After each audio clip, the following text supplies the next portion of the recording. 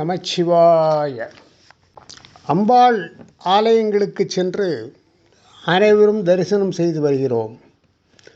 இதில் ஸ்ரீ சக்கர தரிசனம் என்பது மிகப்பெரிய சிறப்பு வாய்ந்தது.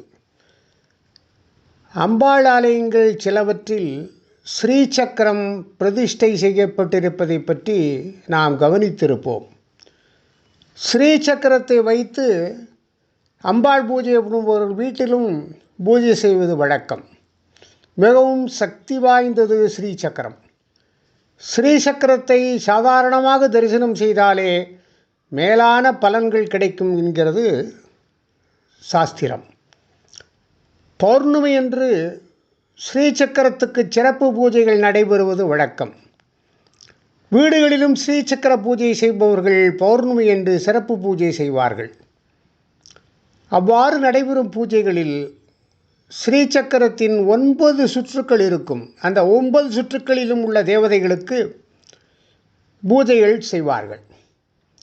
இதை தரிசனம் செய்தால் கோடி புண்ணியம் என்கின்றனர் அடியவர்கள். மேலும் ஸ்ரீ சக்கரத்தை சுற்றியுள்ள கலசங்களில் அஷ்டலட்சுமிகள் வீற்றிருந்து அருள்பாலிக்கின்றார்கள்.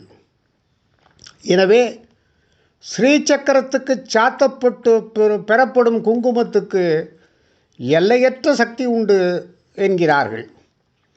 மேலும் ஸ்ரீ சக்கர தரிசனமும் வழிபாடும் செல்வச் செழிப்பை நம் வாழ்வில் கொண்டு வரும் என்பதில் எந்தவித சந்தேகமும் இல்லை. நாம் அனைவரும் அம்பாளை வழிபடுவோம், ஸ்ரீ சக்கர தரிசனம் செய்வோம். ஸ்ரீ சக்கரத்துக்கு சுற்றிலும் கலசம் வைத்து பொட்டு சாத்தி வழிபட்டு அந்த குங்குமத்தை இட்டு கொண்டு சிறப்பாக வாழ்வோம்.